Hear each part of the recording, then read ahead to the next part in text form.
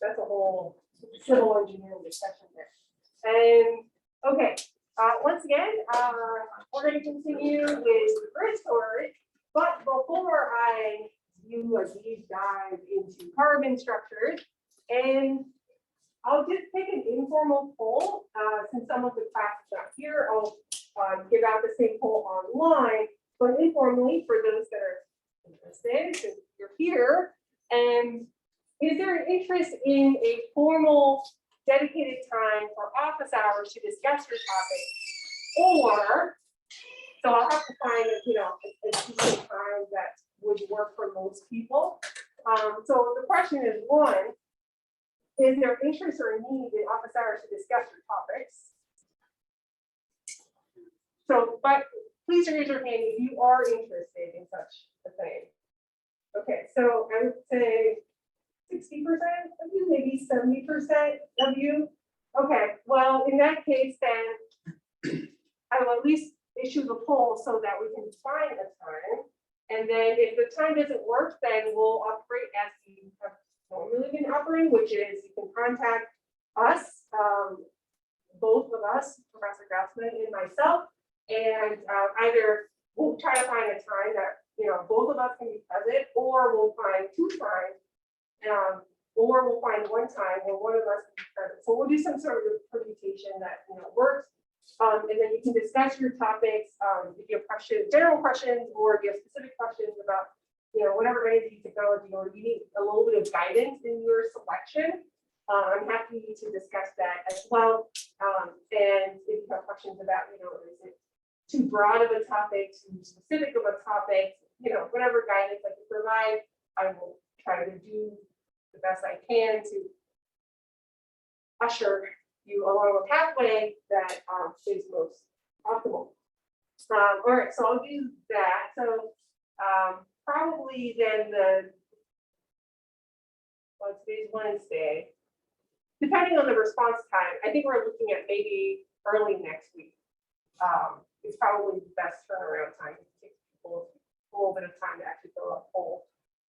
Okay, so I'll do that. And then of course, if it doesn't work, then feel free to email me or post it to the discussion forum if it's generic enough, and we'll try to, your instructional team will try to tackle as quickly and as best as we can to try to help you so that you can get going on your writing. Any other questions?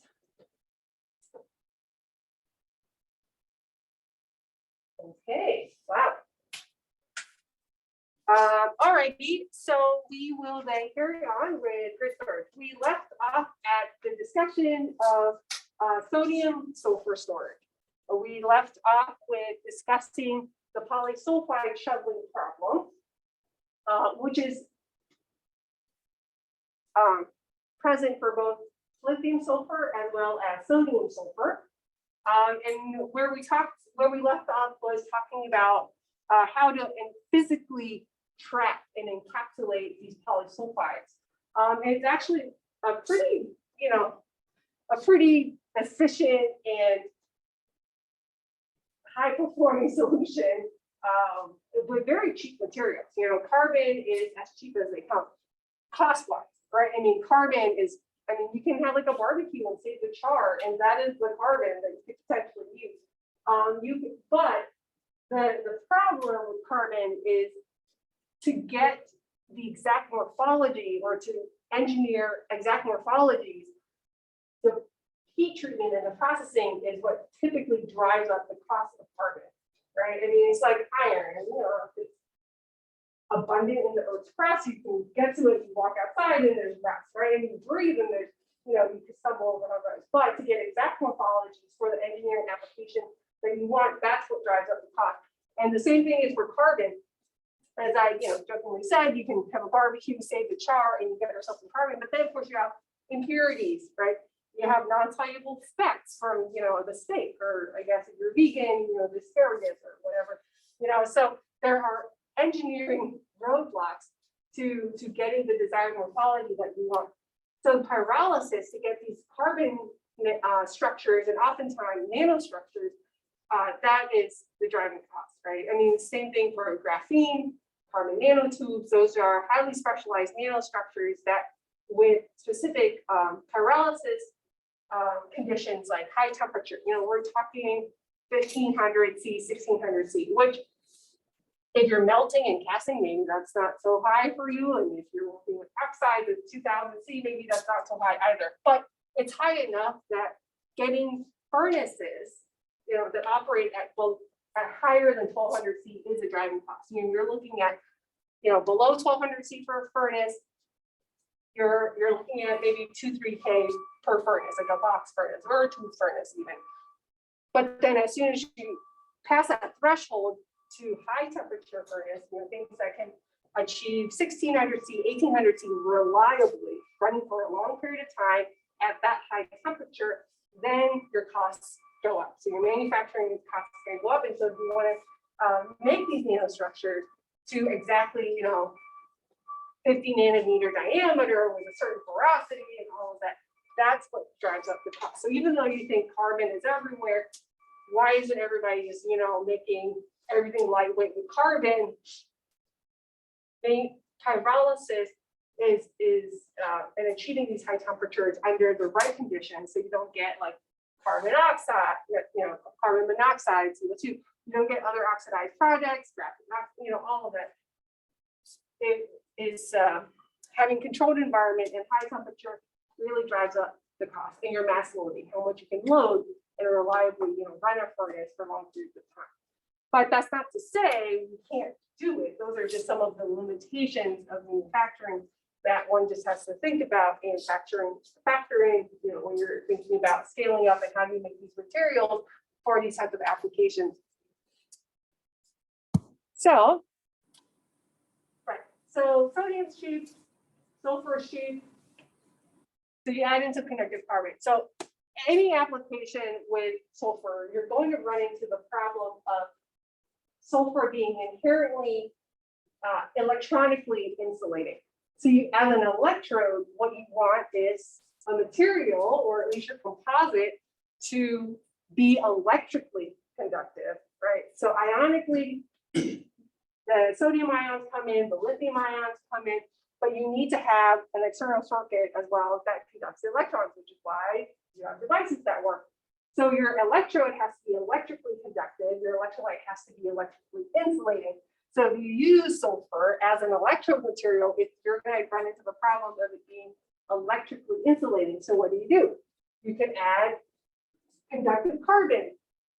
Okay, that's fine. And once again, when I say adding conductive carbon, I mean a physical mixture at room temperature. So you take some carbon powder, you mix it in with your sulfur powder, or in previous examples that we talked about, cathode material like lithium oxide or lithium manganese oxide. You physically mix these powders together in a ball mill.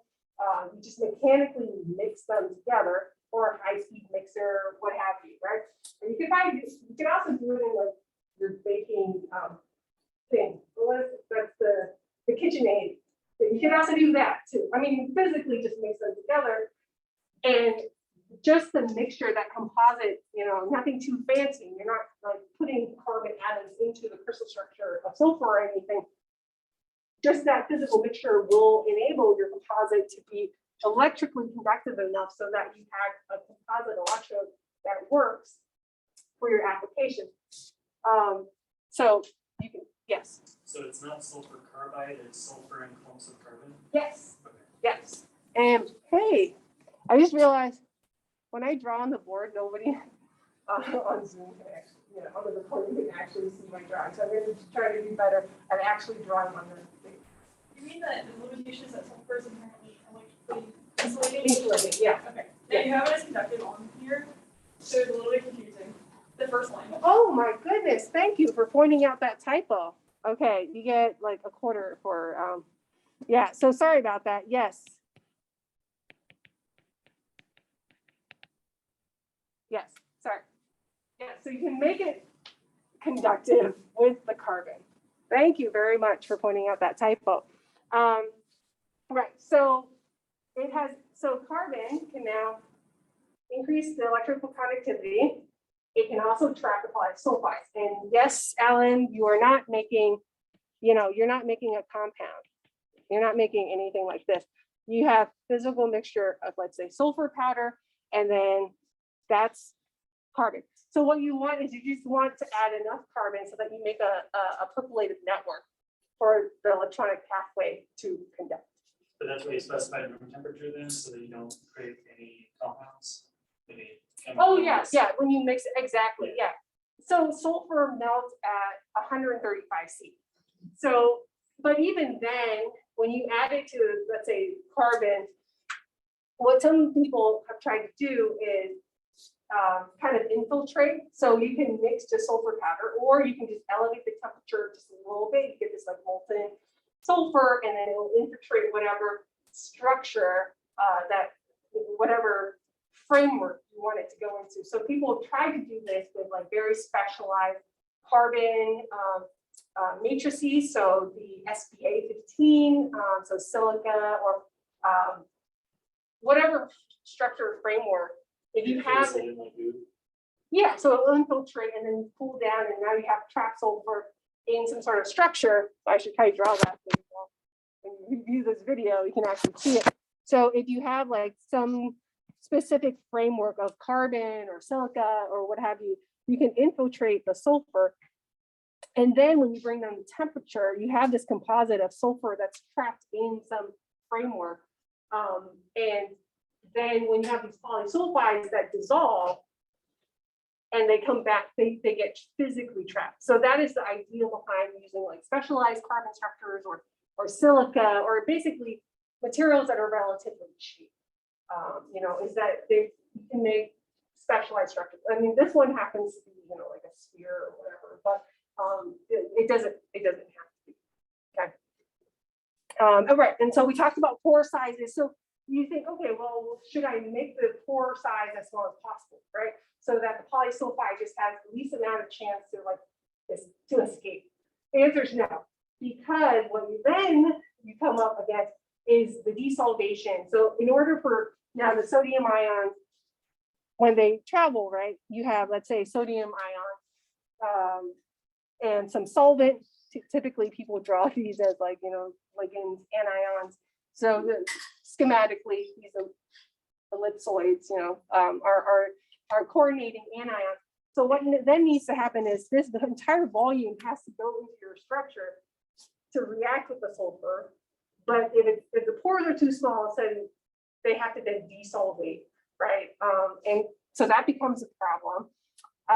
The other problem is if it's too small, you limit the migration kinetics, and then you have decreased capacity, you have decreased performance. So there's a Goldilocks. You know, you don't want it to be too big. You don't want the macropores. You don't want the micropores. You want something that's sort of in the middle. So you want these mesopores. So even though it's called micropores, they're actually like nanometer size. So you want like some sort of Goldilocks in between. And you can tune all of the, you know, you can tune the porosity as well as the pore size by just the thermolysis conditions of the carbon treatment. And the carbon, honestly, can come from any source.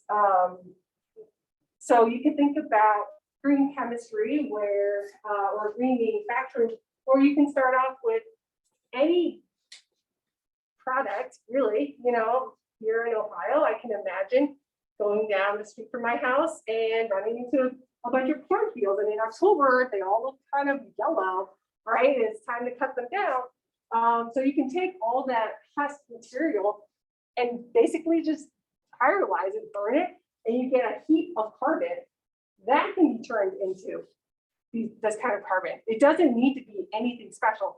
What you'll run into, of course, is you need to remove the cellulose. You need to remove the lignosic, the lignin material, right? You can't. You just dump it in a vat of acid, take away the acid, you know, dry it up, and bada bing, bada boom, pyrolyze to 1800 C, and then you have yourself some carbon. And you reuse, you know, whatever's not used in, you know, then October, harvesting season's over, right? So there's a lot of opportunity for green manufacturing for the production of these carbon. You don't need, you know, You don't need to pump in specialized methane and controlled like hydrogen environment and all that to get your specialized carbon. Now, if you want carbon nanotubes, you might need to do something like that. But if you just need these spheres, there's a lot of opportunity for green manufacturing here. Okay. Okay. Right. So I made that point. So here's another example of tracking, which is pretty exciting. So here you can even start out with sugar. So basically you need a carbon source, right? So this particular study I liked because they started off with sugar. And then it says here dehydration into sulfuric acid, right? So it's a strong acid, but still not as strong as, let's say, HF. You don't need anything like that. It becomes amorphous carbon. So amorphous carbon, disordered carbon can also be called as hard carbon. So if you come across the literature and you read hard carbon, that's disordered carbon. And then through pyrolysis, you get these ordered microporous carbon spheres. So you get these spheres with micropores in them. And then at low temperature vapor, so you know, something like 100 C, 120 C, which is relatively low, then you can infiltrate those pores and trap the sulfur in here. So this happens to be S3. This is an S4 chain. You can go up to as high as S8. So you infiltrate. And you can see the dehydration, you know, this is about a 10-hour process. This is a 2-hour process, but it's at 850 C, right? So not that high relative to some of the conditions that I talked about, you know, 1400 C, 1800 C for carbon.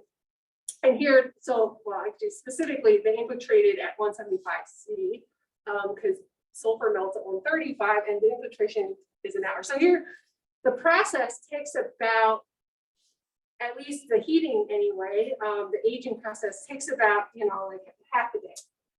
But you know, there's some additional hours for start, stop, and prep and all of that, but it's not that long. And this you can scale up, right? I mean, you can really do it to scale. And then when you do the characterization to see, you know, has this process actually worked? What's really neat is one, the spheres are mostly uniform, which is really good because if you have polydispersity, if you have, you know, a huge range in size, what you will have trouble doing is correlating the structure to the property. You know, is it your 2 nanometer particles that are doing most of the work? Is the activity based on your 50 nanometer size particles?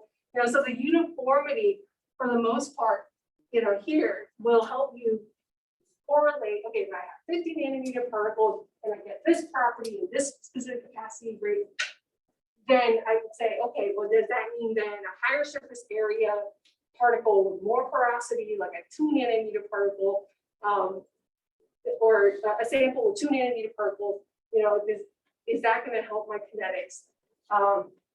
So uniformity is helpful. It's not the only metric, but it certainly is helpful to pinpoint and allow you to understand the kinetics of the system.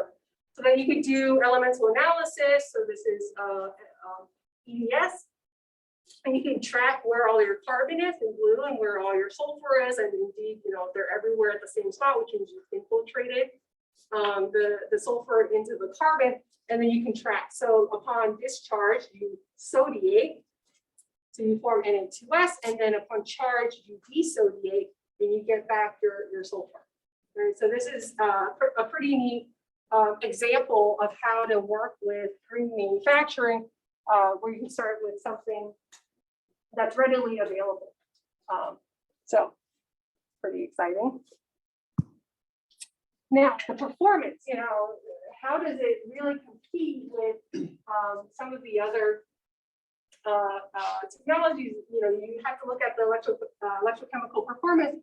And so what you see here is if you do cyclic voltammetry, so that is you apply a voltage and you measure out the density, current density on the y-axis here, you could see the reduction. So you could see, okay, I start off with S4, you know, and then you could see, okay, I form Na2S, Na2S4, Na2S2, Na2S, and then these peaks, they should be aligning with each other, which means every reduction step should have an oxidation step that is reversible. When you reduce, is it reversible? So the first thing you want to see is, do these peaks line up at the same voltages? The answer is yes. So far, so good. Okay, so you have S, and then you go to S2 minus with some S2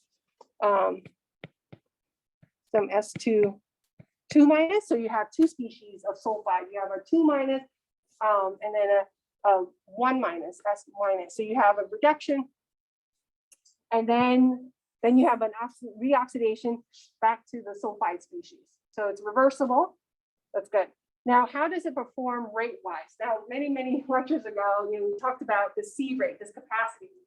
So the faster you can charge or discharge, the higher your C rate number. So 0.1 C is discharging and charging in 10 hours. This is in 4 hours. This is in 2 hours. This is in 1 hour. 1 C is incredibly fast. Okay. So what you see is on the y-axis, the capacity. So how much capacity can you achieve as a function of cycle number? So if you're charging very fast, you're going to be limited by the kinetics of the system. You're limited by the fact that you're trying to move this ion that has mass. Mass transport is your limiting factor. So the faster you go, your capacity is going to decrease. So it's a balance. You want higher capacity, you need to charge and discharge more slowly. But if you want faster, you have to pay the price of limited capacity, a smaller value of the capacity that you can achieve. So somewhere in between is going to be the Goldilocks for your device. If you want fast charging, then you're not going to move that much mass. But maybe that's okay. Maybe you're like, okay, I just need to charge for like 5 minutes. And then I can go on with my life with that little bit of energy, and that, for emergencies or something like that, or a very specific like brake system, right? I just need that capacity very fast, but I don't need that much because I need my brakes to work in an instantaneous moment, right? But I don't need that much. I'm not trying to power a house in like 5 seconds, and that's okay too. Since it's solid electrolyte, does that mean that the bottom of the charge is basically the same rate as like 80% of the charge? Like, one of the problems with liquid electrolyte batteries, I think, is that when you're charging, you have to limit the charge rate at lower charges. Or sorry, you can like top it off. You have to top it off slower, basically, as you get more charge in the battery.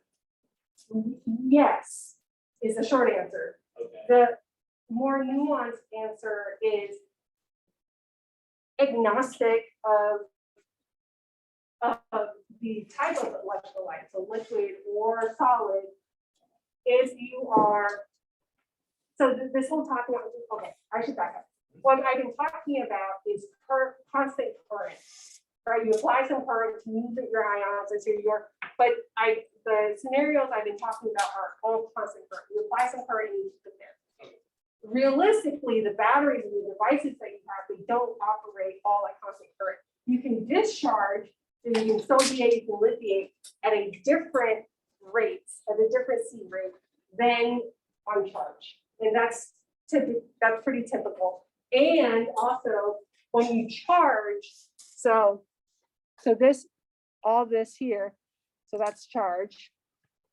When you charge, in this case, you desodiate, you're removing the sodium. You don't have to do that as quickly either as your discharge. And on top of that, you can,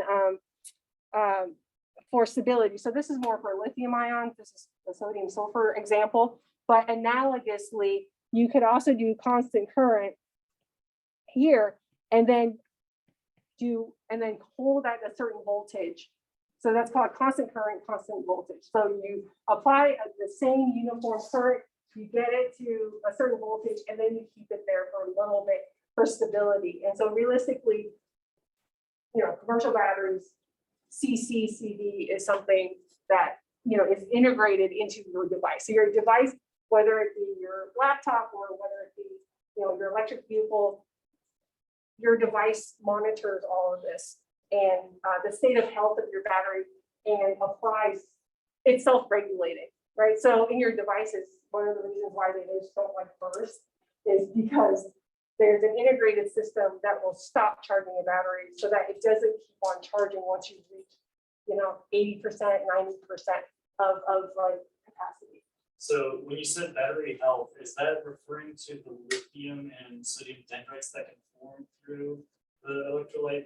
Would that lower the C value and lower the Ah. Oh, okay.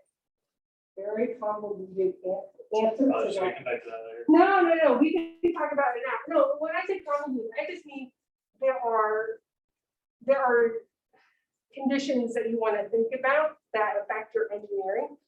Not that it's difficult. Convoluted just means the things you have to think about are hopefully you're nowhere near lithium dendrite formation. As in like the conditions that you fabricate your battery under and also the conditions in which you cycle your battery. Hopefully lithium dendrites are not forming. So it's not a slow and unavoidable thing, it's it's avoidable and. It's, yeah, so the way you, yeah, sorry, I didn't mean to cut you off. The way you engineer the cycling of your battery avoids the conditions that enables dendritic growth. So one of the ways you do that is you just don't cycle fast enough for the conditions for lithium dendrite to grow. So when the lithium ions return, let's say, to the anode side, right? You want to do it at a C rate that enables the lithium ions to orderly go back and insert into the graphite, or even if you're going back to lithium anode, like lithium metal anode, you don't do it so fast that it promotes dendritic formation. So that limits how fast you can cycle, right? So can you cycle a battery really, really fast? Yes, but realistically, you don't do that. And then the other thing you want to think about is stack pressure. This is something we have not talked about, but stack pressure, when you buy a battery or a battery stack, like when you buy an electric vehicle, the batteries come pressurized. There's a gentle bit of pressure that keeps everything together, and your stack cycle is under pressure. So we haven't talked about that at all as a condition of like how to actually engineer the whole battery stack that's useful for like electric vehicles. We just talked about like the fundamentals of how lithium ion batteries work, but that's something you think so you don't apply too much pressure, just enough pressure to make the battery optimal for cycling. I'll cap it at that because I think we could go on and on about. No, that answered my question. Thank you. Oh, okay, all right. But happy to answer more, after class or something. Okay, so all right. So then you look at the galvanic static cycling. So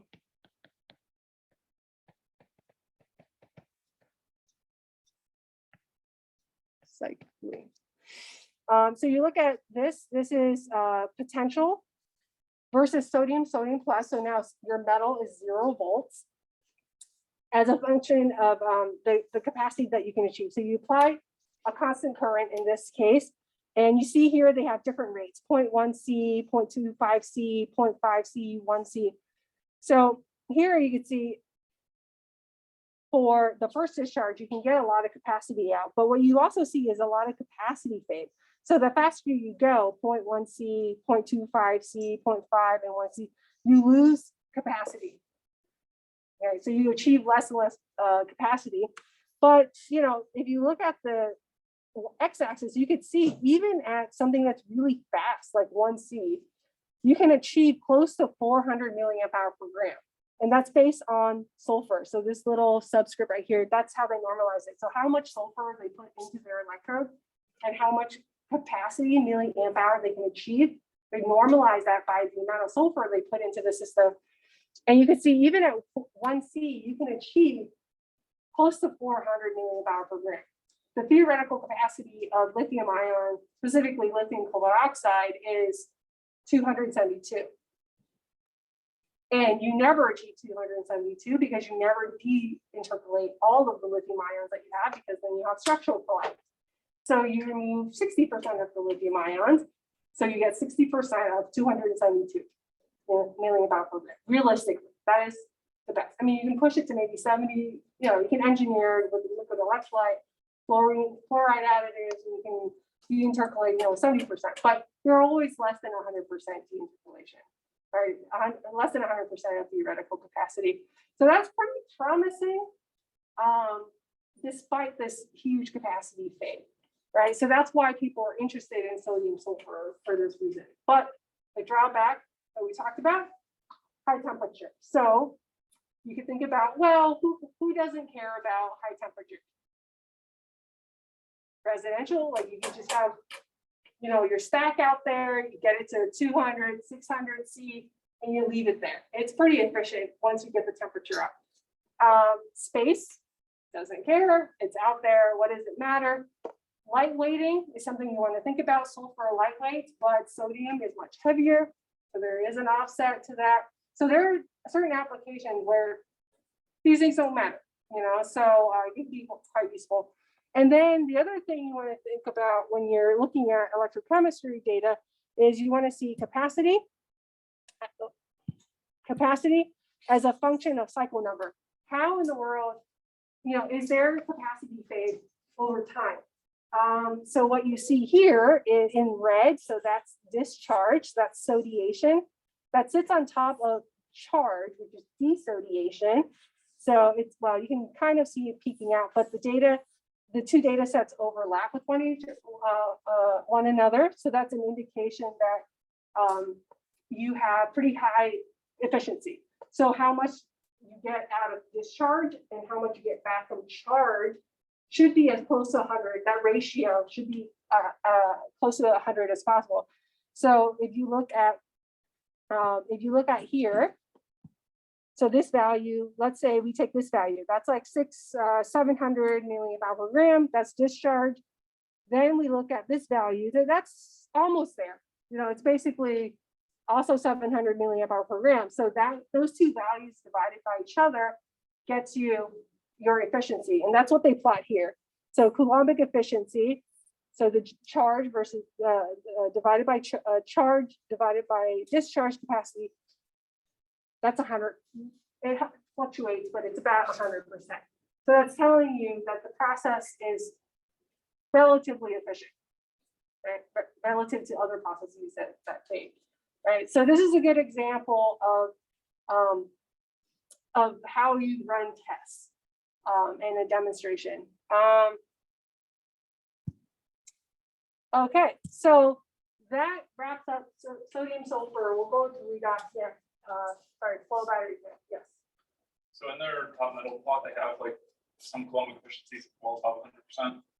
Yeah. Is that like for exposures of artifacts that come from 1 C to then 0.1 C? Both. Okay. Yeah. So yeah, that's the other thing that's hidden in this is you don't change the you don't change out the battery, right? As in you start off with one battery and then you change the rate. So there's going to be some histories and there's going to be some memory. Whereas if you really wanted to do an ideal test, you would start with one battery, you charge, discharge, and you basically would do this and get the Coulombic efficiency. And then you start out with a fresh battery, do it in triplicate to get good enough statistics, and then you cycle a different rate. This is the more convenient option, right? You start with one and you change the C rate. Yeah. But yeah, this is just an artifact of switching, from different C rates. I mean, they only go for like five cycles. And the other is when you switch things around like that, there's some sort of equilibrium set.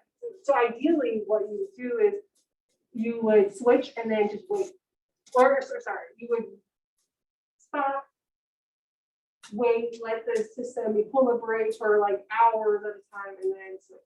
I don't remember exactly the details of the switching time here, but the sort of oscillation in Coulombic efficiency would indicate that.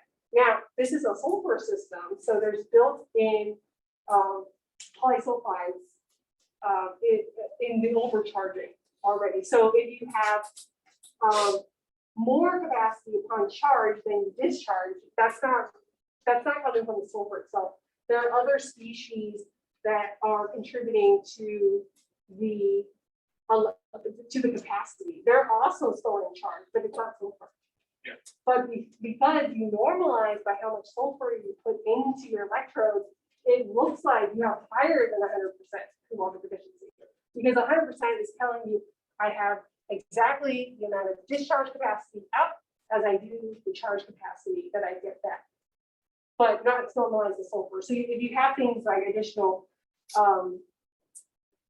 polysulfides, or you have a random pocket of carbon that is storing extra sodium ions, you get greater than 100% capacity. So it's really spirit, it's anomalous. It's not really the sulfur that's doing the work, that's storing the charge. That's what higher than 100% Coulombic efficiency means. Okay. Redox flow batteries. Yes. Another fantastic piece of technology or example of engineering that is not limited to the size of your battery itself. So this is type of flow battery, redox flow battery, has been looked at for many moons ago by NASA. What you notice is the voltage is lower. These are aqueous solutions, so you bring down the voltage. But if you want to scale for grid storage, and you say, well, I don't really care if I'm at a lower voltage, but I do care about if I can pump all these up to increase my capacity, then that's fine. So the general layout of a flow battery, even though it's stationary, what is flowing is your electrolyte, right? So you have a typical flow battery would look like this, where you would have your two electrodes, you have some separator in here, and you have your cathode and your anode, but they're solutions, so they're out here in these vats, and you have these pumps that basically circulate and regenerate the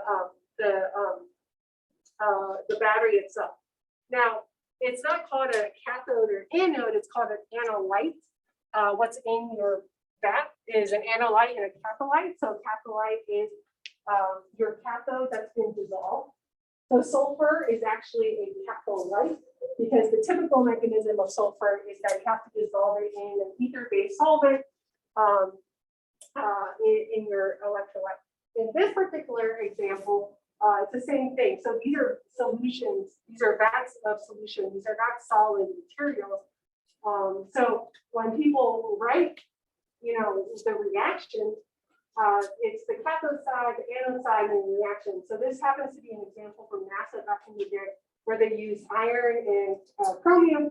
And with any battery system, right, there's a reduction step, there's an oxidation step. And so here you see on the cathode side, what is being reduced, what is being oxidized. Iron 3+ is being reduced to iron 2+.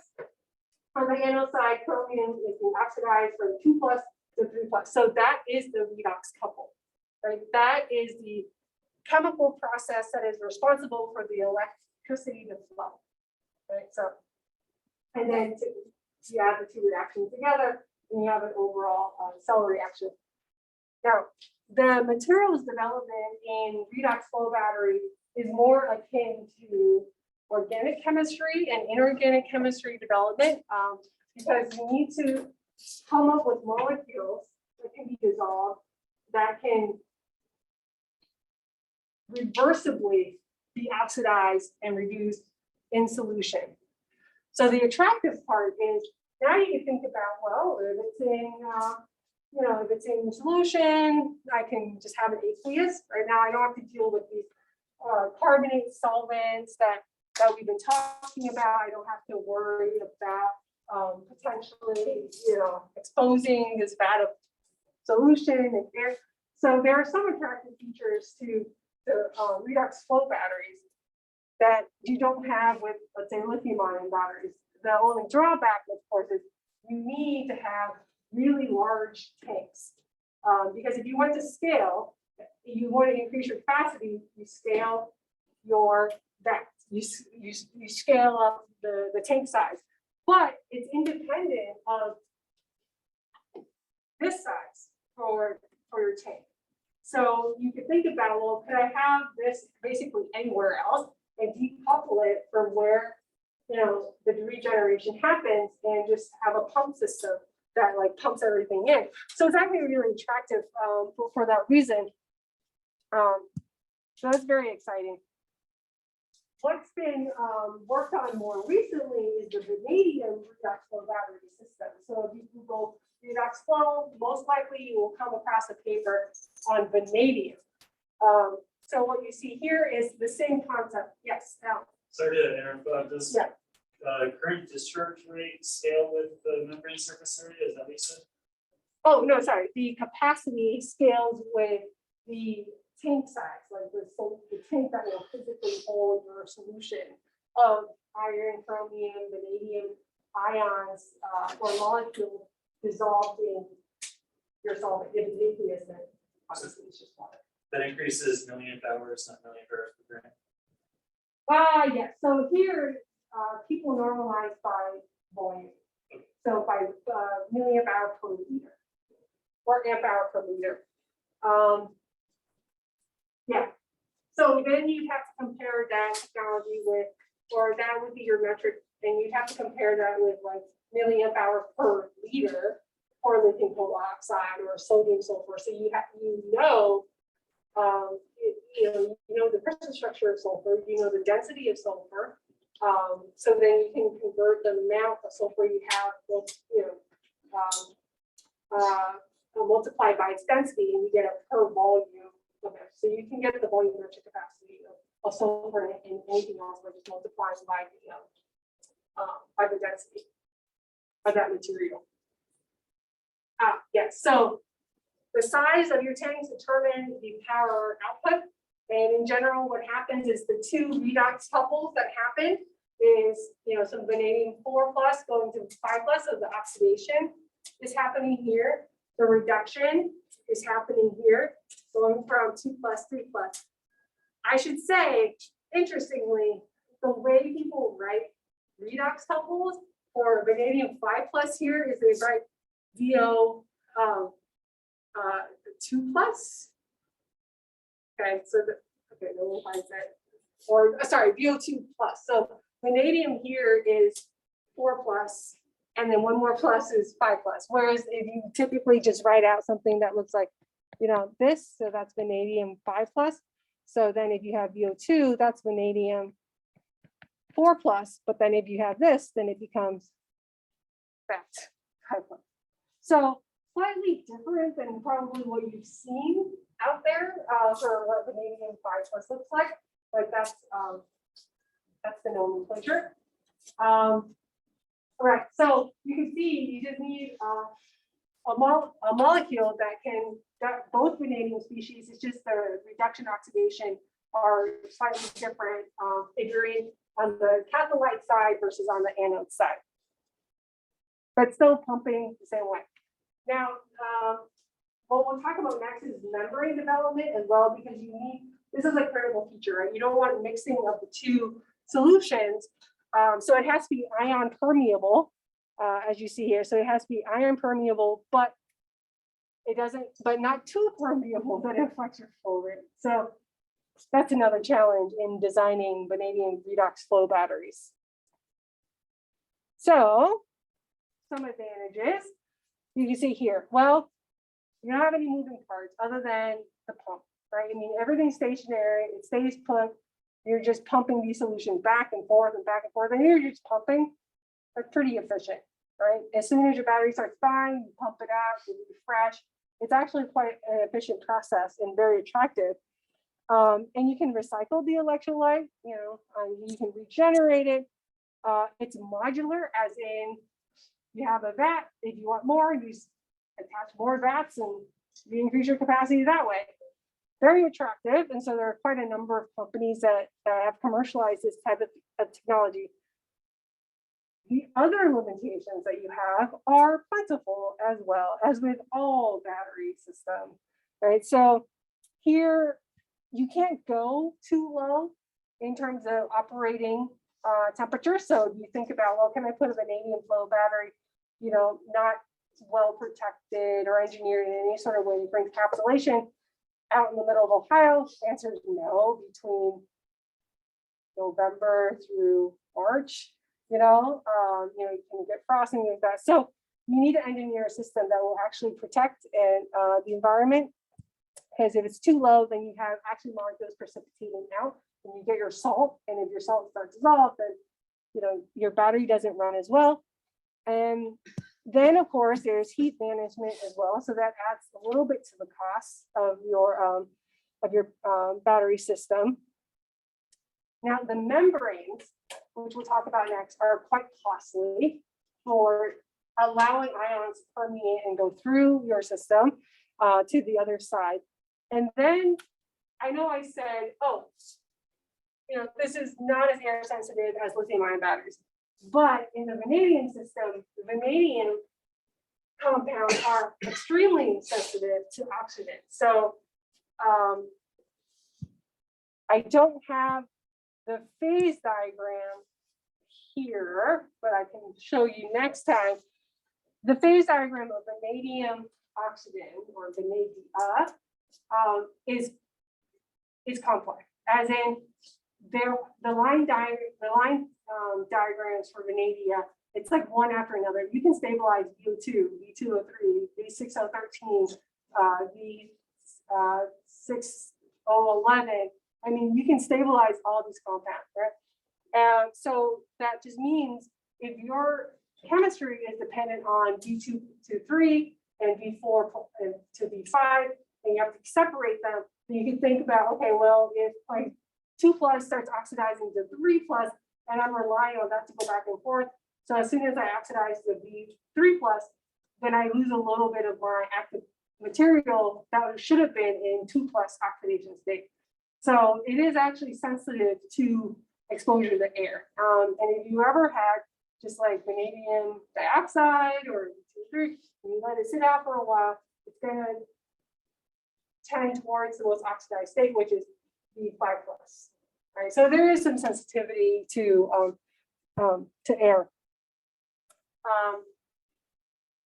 Then you think, okay, well, what other considerations do I need to think about? So some of the toxicity is one. So some of the molecules that are involved in these redox flow batteries can be vanadium trichloride, BCl3. This generates gas. If you've ever worked with vanadium trichloride, it's liquid, at room temperature. And if it ever sees air, it will just combust, or at least it will oxidize very quickly, and it generates gas. It can evolve pretty toxic gases. You don't want that. And then the electrolyte itself, the solvent, it's acid, but it's not like too bad, right? HCl, H2, SO4, so sulfuric acid, hydrochloric acid, not as bad, but HCl can also generate gas. So what people have looked into to avoid some of these, gas generation problems are the ones that are listed here. One, you can just mix the two acids together.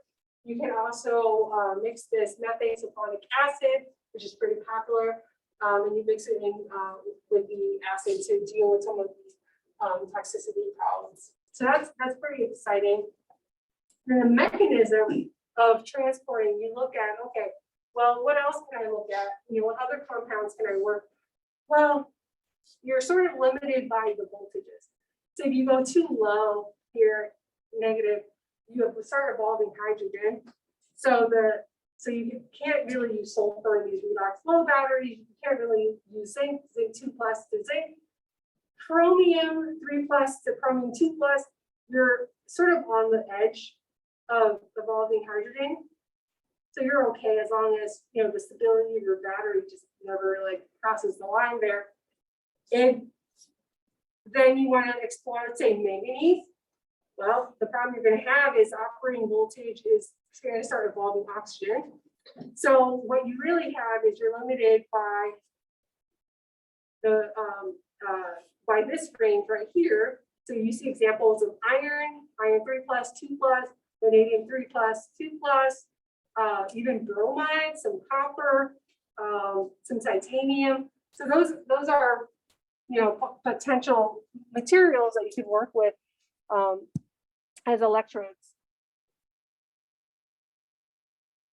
Interestingly, for separator development, people have been using, something that, well, any material that is ionically selective, so you allow ions to go through, but it has to be chemically stable in this. So you have a solution of sulfuric acid, you're going to need something that is resistant against corrosion in an acidic environment for your electrodes. So people have looked at far and wide for both electrodes and membranes as well. And this is typically what you see. So perfluorinated ionomers, partially fluorinated polymers. So basically, things that are reminiscent to Teflon, will be corrosion resistant. So, and then I think we need to wrap up. But to answer Alan's question before, does the flow, like how you design flow matters? Yes, you can have just like a hole, right? Just directly pump, or you can control the flow rate with what's called a serpentine design. So you kind of slow it down to the kinetics to work in your favor. And so that's what you see here. Is if you have a floater, you have lower voltages, but if you have this serpentine design, it achieves higher capacity. All right, so with that, I will end there. And I wanted to touch upon, where flow batteries are and where the technologies are being used. And you can see here, we're, really the driver for flow battery technologies, but Germany and Canada also have some use of flow batteries here, and of course everybody is using lithium-ion batteries. So there are several countries that are looking into the use of flow batteries and really implementing them. So there are quite a number of startups and commercial ventures that use this technology. So there are a number of challenges, but it's still a viable option if you're looking at grid storage. Vanadium is expensive, it's sort of earth abundant, but you can couple that maybe with iron-based materials and sort of mitigate some of the manufacturing costs that come with vanadium redox flow batteries. All right, with that, I'll see you Friday. Yeah.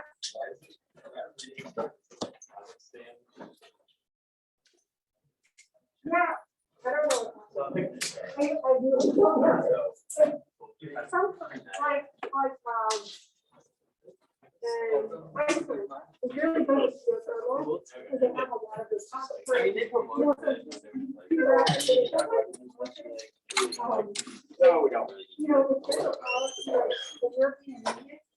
Once you only sell electric cars by 2050, right? So you can imagine.